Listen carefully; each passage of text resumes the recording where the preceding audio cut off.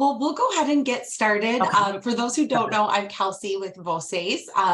If you have an account or have looked into an account, you've probably talked to me or David, but I'm here hosting tonight. So any questions that you have, feel free to add those in the chat. I'll answer them as I can or bring them to Anna's attention as she presents, and we'll go be able to answer those. Anna is presenting tonight, and Anna Porto is a high school Italian teacher in Connecticut. I'm sorry, I'm reading as I speak. So she does have her master's in both education and instructional technology. She actually mastered English here in the United States watching American movies, and has been a teacher in the United States for a few years now, about 10 years. So she will be talking tonight about implementing readers in the world language classroom. And we do have a link to our website with some of those readers that you can purchase. But in the meantime, I will let Anna take it away. Thank you. Thank you very much, Kelsey. Thank you, everybody, for showing up. I'm sure you had a busy day, and thank you very much for taking your time and joining us here. I'm just gonna be talking about readers and what I did with the readers that I use in my Italian classes. I teach Italian. I teach in urban public high school, and I've been there, I believe this is my 12th or 13 years. I do have students that have very diverse background, and many already speak Spanish. So that means that for me, actually teaching Italian, that's a great benefit because, when I do readers, I do have kids that are a little more fluent with pronunciation and always are willing to help me out when there is a reading section. This year I teach levels 2, 3s, and 4s and honors levels, but for many years I also taught Italian 1. And I tried to introduce some kind of reading of fairy tales also on level 1s, once students had more vocabulary. For Voces, I started collaborating with them in 2021. I started with IEPs, rating them for Italian. I actually reached out to Aaron and then started talking to Valentina because, they needed somebody to help them with the Italian version of Nostra Storia. And so I ended up writing the stories for level 3 and 4 and their IPA and communicative tasks. And then last year, Valentina asked me if I would like to write a reader. So I dove in that realm of reading and writing even more, and I had great experience collaborating with her. So again, Valentina coordinated all this, and we ended up with a beautiful reader called La Dolce Vita a Siena. I will reference that and the examples of activities that I do with my students in the classroom based off this little reader. But as far as, again, I don't know, how familiar are you with Voces or Voces readers, but other Voces company has their main website, Voces Digital. That's how you probably found out about the webinar. And they have also separate website dedicated just to readers. Kelsey threw that in the chat.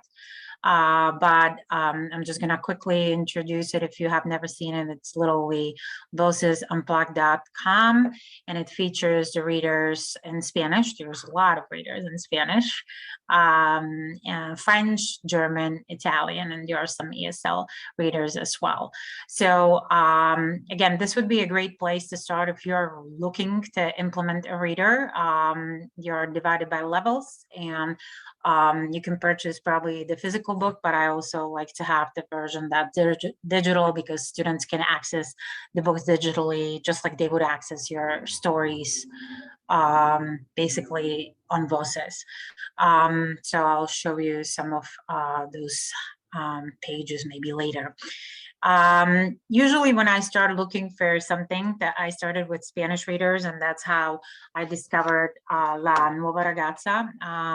This was a reader from Jen Degenhard who writes in Spanish, And I literally reached out to her and wrote to her, could my students translate it in Italian? Because there is not enough Italian readers. And that's how we started. It was COVID year.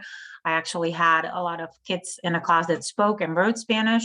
So Jen gave me her La Chica Nueva, and we turned it into an Italian version. And you can check it out. Again, I think Jen has the same book in French as well. So usually once I discovered a reader that I like, they have many, many more titles that are, probably directly on their websites, and you can probably Google them very easily, but you can access a bunch of readers directly through Voces Unplugged. So as far as readers, why would I implement a reader in my class? I'm gonna say again, I have the higher levels this year, 2s, 3s, and 4s. Using reader helps you in a way because it gives you longer stories. It gives you probably more complicated or more intricate conflict. And it will also build up your characters more, right? Hopefully, the whole idea is that you are supporting the vocabulary that your students wrote, that your students saw, and in your regular stories, and you're practicing more and more, the vocabulary that they see build up. I would definitely try, if you are just diving in that world, choose the right level for your students. I'm gonna say it's very discouraging for students if they don't understand anything. So I would literally maybe try to find something that's very easy for them at the very beginning, because these readers, have multiple chapters, multiple characters. So if they start encountering words that they don't understand, and it keeps happening and it keeps happening, and you have to pause and explain, it's gonna really interrupt your continuity. So maybe even though they are in, I don't know, French 2, but maybe they can start with readers from level 1s, or if they are in level 3 of your French class, maybe they can read reader from level 2 and stuff like that. Your students your best, but I would definitely try to choose a topic that is relevant to you. So if you can find a reader that kind of, as Marie Kondo would say, sparks joy in you, you're going to be more passionate about what you are reading, and you're going to probably be able to communicate that energy to your students better. You will be more motivated to do any extra activities that will be connected to the reader. So some basic guidelines. You are picking your own commitment. Again, I work in a district where I do have a lot of freedom, and I can decide if I want to read, what time of the school year I want to read my reader, if I want to start in December or January, or maybe I want to start towards the end of the school year. Typically, I don't use the reader for the entire period. I would probably use it as some kind of enrichment activity, and I would use it maybe the last 10-15 minutes of the class. If I'm doing something more extensive and you're putting more work into activities related to readers, I can block off that time in my class. Because again, I do have a lot more flexibility, but I know some school districts are a lot more rigorous as far as their curriculum and timing and extra stuff they can include. There's definitely in every reader a lot of cultural information and background topics that you can explore. And again, that's all totally up to you. So for example, my reader talks about student or 16-year-old girl that has to move. She has to move because her dad lost a job, and she's moving from one high school to another high school. So maybe, I'm hoping my screen shares. Maybe one of the first things that I did with my students, I send them to explore, kind of what school is she moving to and what school did she attend before. So you can totally navigate them towards, high schools in Italy that are real. I try to incorporate, real places with real locations. So if I'm talking about Liceo Artistico Boccioni, it's already in existence, and you can totally find links and references to them. I had kids look up their addresses. I had kids find out and try to figure out what would be the classes that you are taking at Liceo Artistico before we even read my reader, right? In a lot of depth.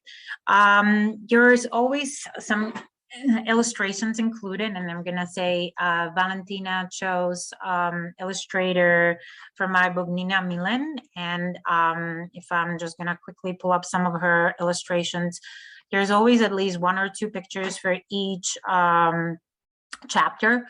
So very often I will just use the illustration to kind of introduce the whole topic, right? This is probably Italian 2, maybe Italian 3 classes that are reading it. So they should be able to give me some basic descriptions of the characters even before we start reading the chapter. I can ask them, you know, a simple basic questions based on these pictures. What are they wearing? What is the name of the girl that has dark hair? What is the other girl doing, right? Where are they? Just very, very simple questions. And after we read, for example, chapter 1, I can always next time come back to these illustrations and pull them up. You can access these illustrations, or you can screenshot directly from the readers, or I also like to have a physical reader or copies of physical readers in my classroom, because sometimes I will do a lesson where students are holding books instead of, you know, just staring at a screen or my big screen, because we have smart boards. And sometimes I like to mix it up. Again, review. That would be anything, just like with your stories. If you feel like your students can handle the whole chapter in one class, maybe you're gonna do the whole chapter. Sometimes I run out of time, so I break it up in parts. And then obviously when we are restarting the reading next period, I'm gonna try to kind of pick up the points that I already touched up on. As far as reading, so reading is fun, but you really have to kind of put a little extra work in planning, because if you make it fun for your students to read, they will want to read it. If it's something that is repetitive and just, you know, you play the audio from Voces, in my experience, my students really don't like to keep on doing the same pattern over and over again, even though some of them mastered it. But I'm gonna say, have your bags of tricks ready. For my classroom, if I ask the students to read out loud, I'm gonna probably start with students that I know are comfortable with that mode. I'm not gonna just randomly call on Johnny, because Johnny doesn't pay attention and I know I'm gonna catch him off guard. I try really hard to highlight my Spanish speakers, because their pronunciation in Italian is gonna be probably better just naturally. And I really glorify anybody who wants to read, right? So I start with the kids that really don't mind reading loud. You can do other activities with students if you're looking for that participation. I will talk a little bit about grading or how I go about it. But again, I usually start with my courageous and funny students that really want to do the fun show. If I am stuck and I'm looking for some ideas how to kind of change the format of my classroom, I always look for resources. I found some great guest speakers for Voces conferences, and I believe Voces conference is coming up in March. You can probably access also the old conferences and videos if you're looking for just strategies for reading. There were some great presentations in the past that I know, I think Alan Lodge did. Or I access a website called Comprehensible Classroom. They do have a lot of stuff that they are selling, but they also have a lot of information and just quick little tutorials on maybe how to bring a new strategy to your reading if you're stuck. For my reading, I like to play something called volleyball reading. I think everybody tried that in their classroom. Maybe I will start reading, I read 2 or 3 sentences and then I call in a student. The next student reads 2 or 3 sentences and the student calls on somebody else in a classroom. I make it into like a funny, silly game where, try to call on this one or try to call on that one. Again, the students actually choose. So that's the part where it becomes a little more engaging. They maybe pay more attention than if I was calling on them, and they kind of, some of them try to hide, don't call me and stuff like that. I get some good reactions from that volleyball strategy or volleyball rating strategy. You can always, I have one class where I have really kids that are willing to do anything. They will stand up, they will try, they will reenact the scenes, they will take pictures pretending to be the characters, they will do a lot of TPRS. And again, that's the class where, I try the new things or new activities with them first. So if you have that one class where there are a couple kids that are a little more, willing to go out there with you, try to maybe start reading with that class and see where it goes. And maybe then you can adapt it in other classes if you're just starting. I have students reenact the dialogues. If there is some movement, I will have students literally hold the books and read off and walk around while they are doing certain things that are mentioned in a book. I will also maybe ask students, use your ridiculous voices, right? So use something, have them whisper instead of, just boring reading. And I guarantee you that there are a couple kids in your classroom that will go along with it. And usually, if you do it only for a short period of time, that energy is contagious. If I try to stretch it for the whole lesson, it's not going to work. But if I do it for the last 10, 15 minutes of my classroom or first 10, 15 minutes of my class, it usually works out. You can do the jigsaw puzzle reading strategy. You divide your students in 3 groups, divide the chapter in multiple sections, and they read, and then they have to inform each other in a classroom what happened, and basically stuff like that. So again, comprehensible input classroom helped me out with some tricks there, and have props ready, have, stuff that would be something, ridiculous to implement in your reading. Because again, it should be, for me, the way it works the best is if it's short and sweet, right? I don't really read for the whole period. When I talk about reading, usually I follow up, with some activities. So, for example, the Voces reader that I think probably most of the readers that are directly done for Voces will have also activities included. So those activities would follow the chapter and would look like pretty much anything that is in Voces, any story. So after each chapter, you might have a open-ended questions or matching questions related to the chapter, or you have a word bank. Again, that's already part of your assignment when you are giving it to your students, and it's right there to pull it up. But usually I also like to add some other activities, and these activities might be also reusable or recyclable for you in any other stories that you are reading with Voces. So if I want my students to do some speaking activity and I don't have time in my classroom, I might assign a Vocaroo recording that works well. Again, your students the best. So if I really am looking for that 100% participation, and it is, for example, my honors class, they will have recording as homework. And it really encourages everybody to submit their recording, because of course, even though they are honors, not all of them like to speak loud in front of the whole classroom and this whole participation. My puppy discovered something. I apologize. Must be a ball stuck under one of the pieces of furniture. Okay, just give me 1 second. I'm gonna ask for help here. How professional. You're fine. And just as a note, the recording activities that we're referencing, you also do have pre-created recording activities and the ability to edit and create your own recording activities in Voces. So that is built in as well, just as a note to fill that space. Thank you. Thank you. I hope we solve our puppy emergency. or not. So definitely, if you are, looking for a different platform, I very often will have my students maybe sketch what happened, or the little doodling activities worked out well. Again, I cannot do it every single period, or I cannot repeat it after every chapter. But if you have like a simple graphic organizer that would have 5 boxes, I have this electronically as well.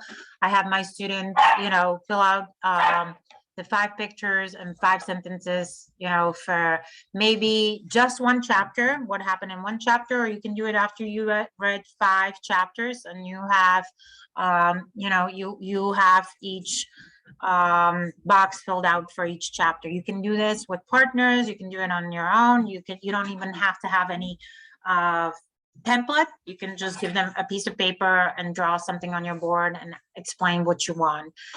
Again, I wouldn't do it over and over because they do get tired of just sketching and doodling, but you can, if you want to transition to maybe Padlet or Canva activities, I've done those as well.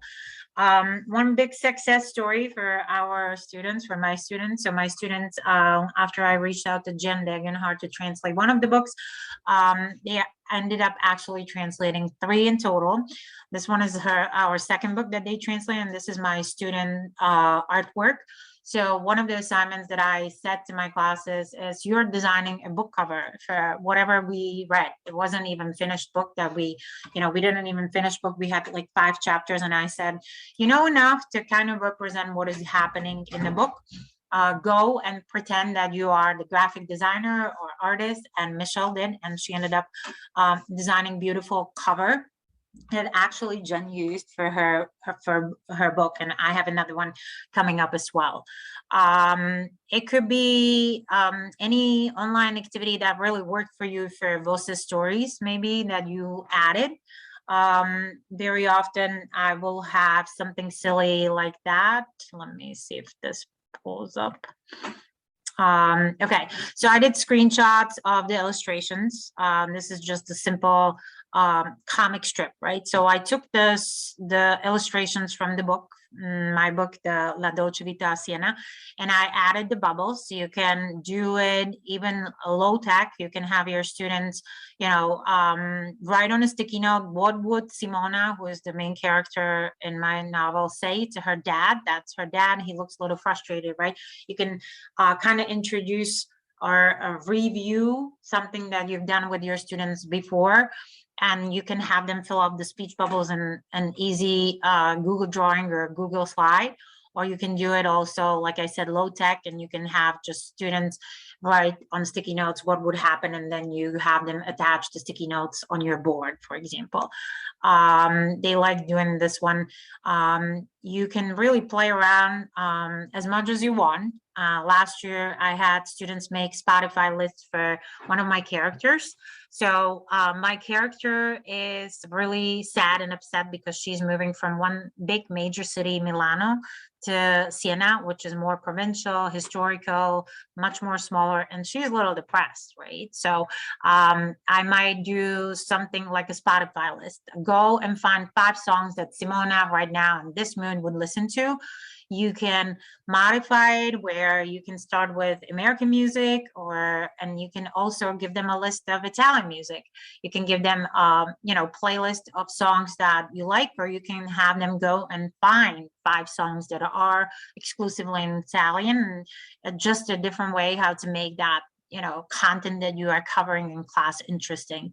Last week, Sanremo wrapped up in Italy, which is Festival of Italian Music. So you can cross-reference it, really something that's super current and super relevant and just happening literally last week in Italy, with the music list as you want.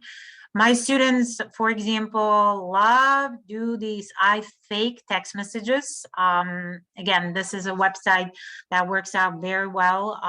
They pretend, I have them pretend 2 of my main characters go back and forth in conversations on their phone, and I ask them, go to this website and create that text message, create that conversation online. Again, this could be as low-key as on a paper. You have them sketch a little image of the phone, and they have to create the conversation in target language. They can pull stuff from the text if there is a conversation, or they can go and take it to the next level if they want. But they like doing this one.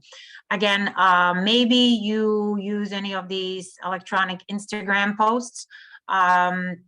So like my two characters are at the beginning of the book are really into fashion, and they are constantly on their phone, and it's very relatable. So my students, I have them create Instagram posts from these two characters. What would these two girlfriends post on their Instagram? They are really into fashion. What goes in there? What pictures would they send in there? Or you also can modify, because this is a simple template in Google Slides. You can do this again on paper if you would like to, or you can even print this one and give it to them as a paper copy. It depends how much time you have for prep, how quickly you want this to get done. Some lessons are more prepared than others. So again, this is an easy thing that you can have on hand to do after you've read something in your text. They can create a short message in here. They can type whatever, the character would say, any hashtag, any, tags of the big fashion companies or stuff like that. So again, they kind of like this activity as well. I'm going to say one of the things that you maybe could get into after you've read something is contact the authors directly. I'm going to say Jen Degenhardt, who has a lot of books available through Voces, is really, really great to collaborate. She, during COVID, did Zoom calls with my students, and then she actually, because she is based in Connecticut and that's where we are, she ended up coming in our classroom, and we did like a little celebration once we had the book published that my students translated. So that's another way how to get your kids kind of involved with what they are reading. Maybe it could be just a conversation about, what made you write this book, right? Why did you all of a sudden write a book about cats and dogs, right? How is that? Where did your inspiration come? And we had this whole conversation, even though it was all in English, because Jen writes in Spanish, but we translated in Italian. But she gave us her backstory and really her point of view, and my students really enjoyed that as well, because again, they can talk directly to the author and not just to me. So anything that you can think of outside of box to make these readers like really appealing to them, so they are excited to read and to go back. But of course, there are lessons when I'm not prepared as well, and when I have them read, on their own, complete their activities on their own. There's always that. There is always pre-recorded version of your chapters, so you can play around with that as well. But I would try to change format, because my kids get a little bored. I already talked a little bit about these hands-on activities. So not everything has to be in Google Classroom. Not everything has to be computer-based. If I'm doing maybe reading on a computer, then I try to do something hands-on. So anything could be really adapted to paper, pencil activity. Anything could be adapted from single person, working on assignment to a group work. It's really up to you. Sometimes I have my students prepare bingo sheets on their own. Each of these books have a glossary. So sometimes I say, all right, go to letters A's, B's, and C's, and pick 25 words that are new to you or that you need help with remembering, and set that bingo up, right? You can have charades, you can have Pictionary with the vocabulary that is in the book. Again, it's really up to you. The book cover really worked nicely. My students did the book covers. I have some creative students that like to paint, they like to draw, so they went and really designed some beautiful artwork for the stories that we read. But you could also do it on Canva. You can do it basically just with Google Slides, if that's what you want, or Google Docs. I do like to change my formats because I don't want them to be bored. I want them to come back. For example, last week, or was this already 2 weeks ago, Grammys was happening, and my two characters in my book love, now I have to kind of move it, love fashion. So while Grammy was happening, I was watching who is wearing what. And, the next day we had a little mini discussion. Ooh, who was wearing that Dolce & Gabbana? Was that Lizzo? What color is this outfit? Do you like it? Do you not like it? You don't have to spend a lot of time reviewing stuff like that. But again, it's happening right now, right here. And they enjoy that type of, approach, and makes you look like you're really into contemporary fashion and what is happening in Grammys, even though I didn't watch it. They very quickly, commented and came up with lots of comments about Machine Gun Kelly and his Dolce & Gabbana style, but you can keep on going. For example, Maneskin, who is an Italian band, wore Gucci, right? You can, again, spend as much time as you want. You can go down the rabbit hole and explore the whole Maneskin Italian production, because, they are an Italian band, and some of my kids did not know that. You can compare it to Versace. You can compare it to some old outfits from Armani, from Adele. You can show them, what she wore today, what she wore maybe 2 years ago. Again, it's up to you, but it starts their conversation and their brains thinking, and then you say, let's read on. And it worked, at least that time with that class. It's not always going to work. I'm going to say there are some lessons that are boring, and you're just, okay, this is not working out today. But if I would find myself in a situation where the reader is really not bringing anything, there's no shame in dropping that reader and picking up another one, right? Like if that story has nothing relevant for your students, I wouldn't persist on reading 10 chapters. If they are really whining, and my students are very vocal, they've been with me for 2, 3, 4 years, some of them, so they are very comfortable about telling me, how they feel about each assignment. Grading. So I can tell you what I do when I grade. I really don't like to grade reading. I try to really encourage them to participate. If I'm having a feeling that everybody's participating and doing great, again, I have a lot of freedom, so I can give them the 10 points participation grade, everybody across the board, because we were all engaged. But usually I don't have to motivate those classes. Come on, we can read, participate, I'll give you 5 points. I don't have to do that, but sometimes I do it as like extra credit. If I assign something at home, if it's my, for example, honors class, the expectations is that everybody completes it. And if it's something more elaborate, I will grade it. But if it's something just like a quick little, activity that would take them 5 minutes in a classroom, I don't really grade that. And I don't need to motivate them with grades in that sense. Again, this is just my classes this year. It might be different with next year, but I have students that I've really babied since COVID happened. So really we have like a relationship where they really are in this class at this point because they want to do what I asked them to do.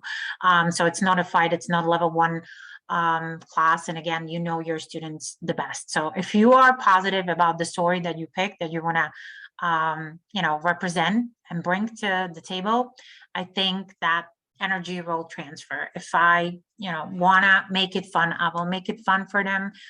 Of course, there are days when I am exhausted and I cannot really push myself, but I try to really make it fun most of the days.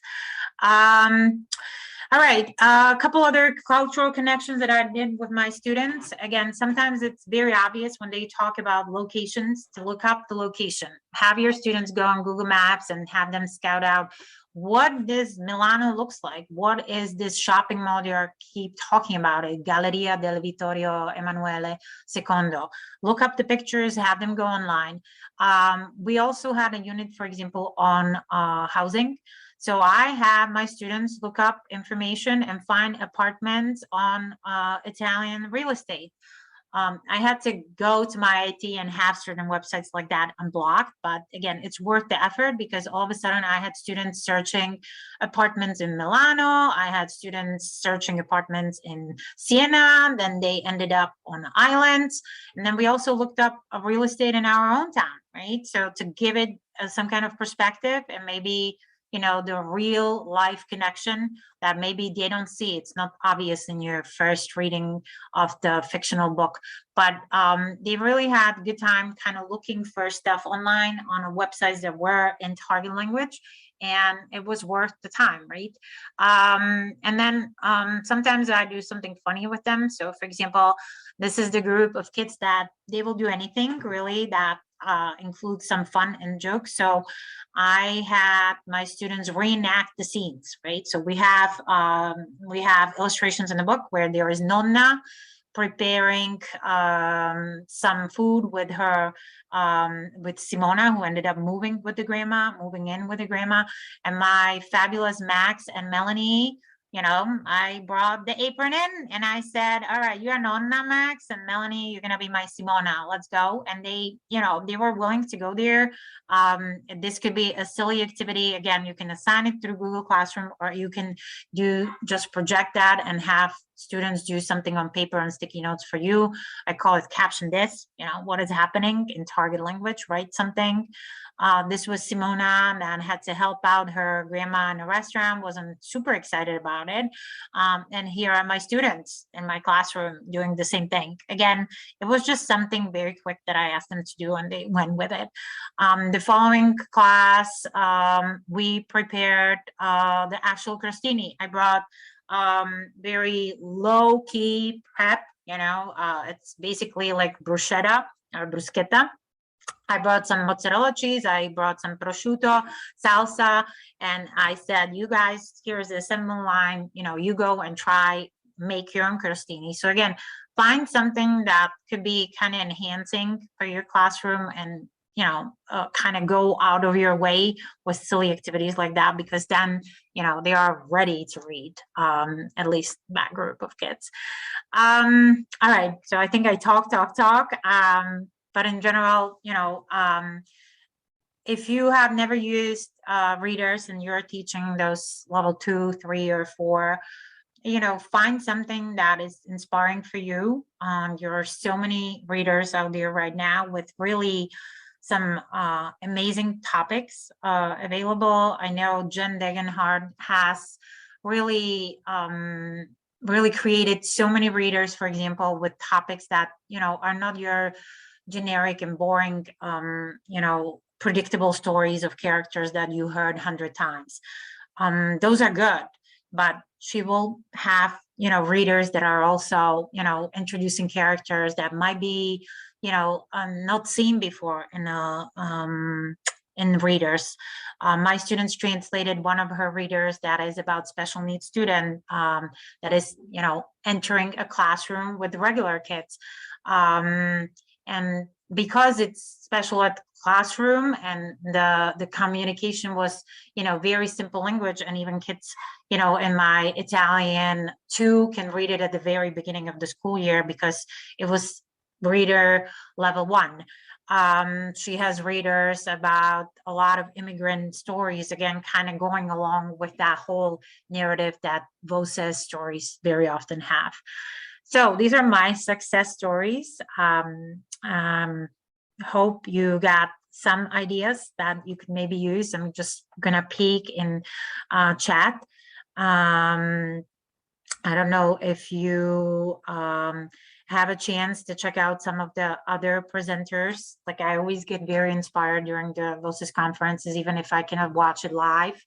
And really thank you everybody for showing up here after your long work day.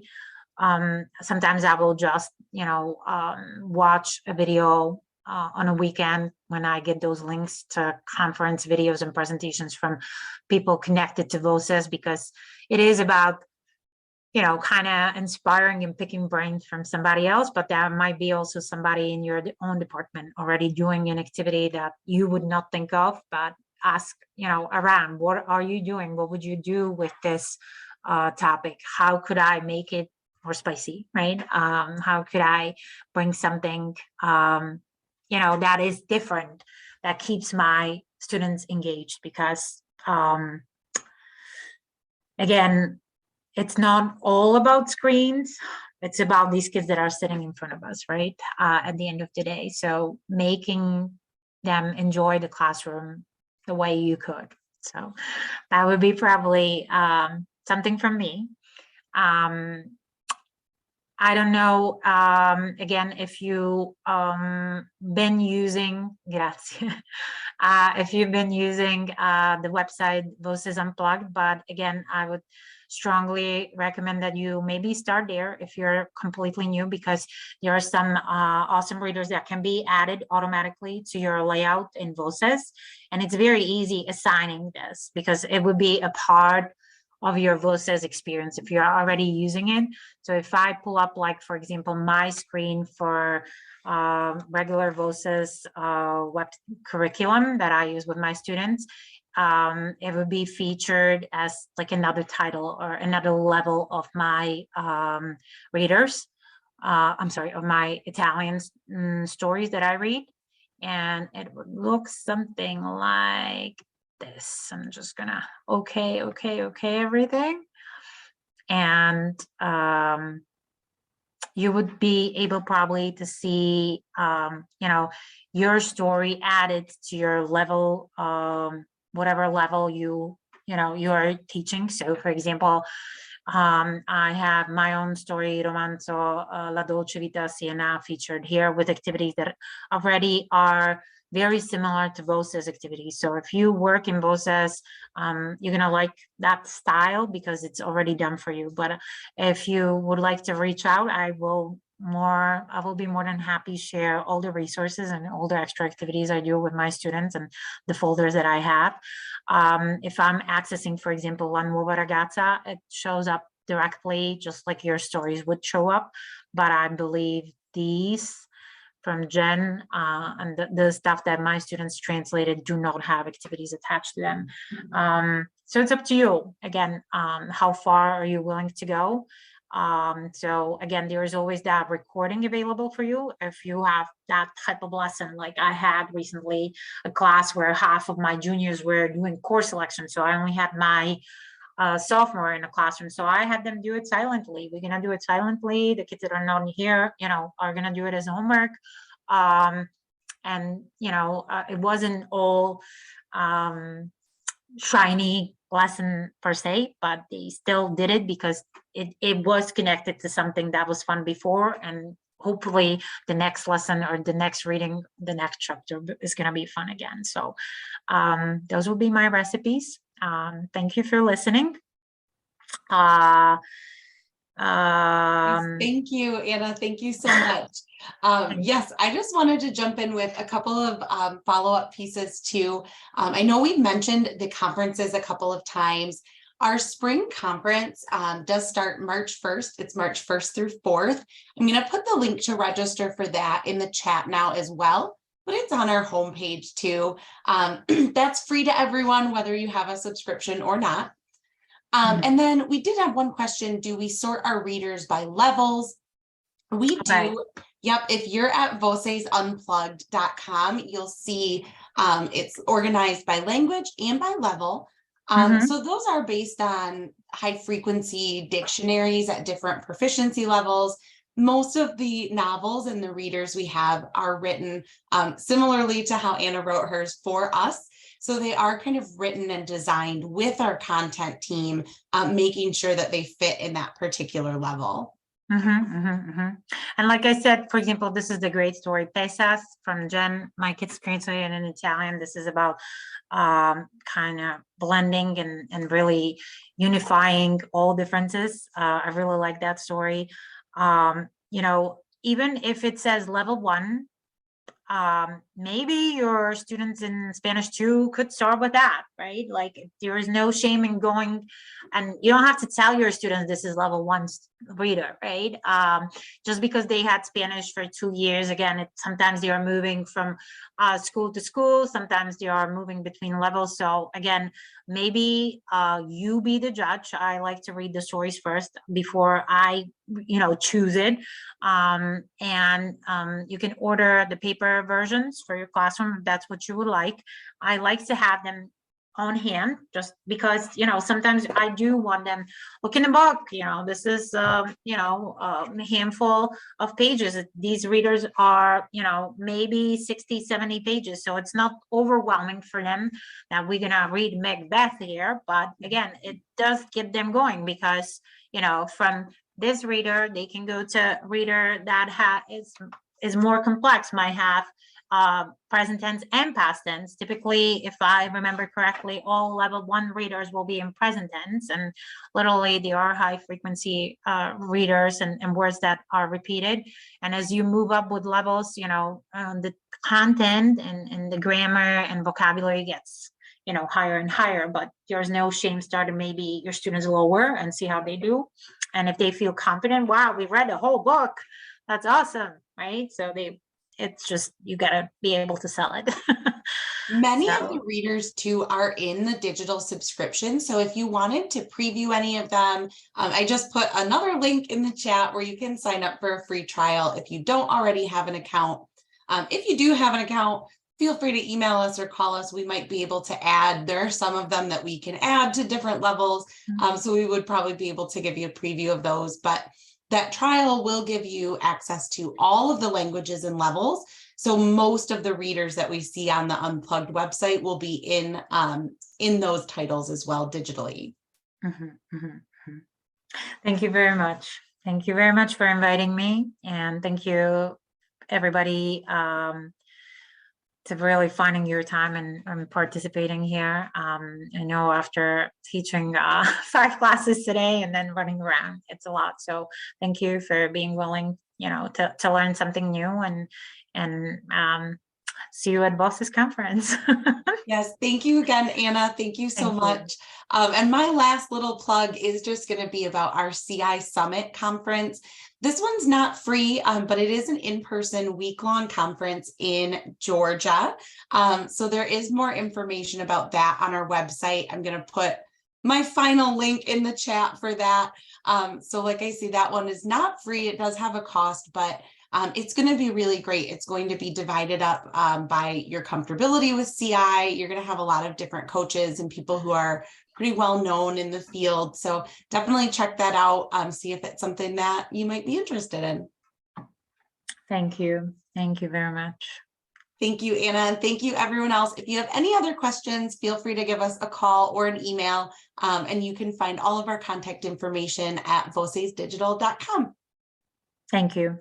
Thank you. Good night, Have everybody. a great night, Buonasera, buonanotte. Thank you.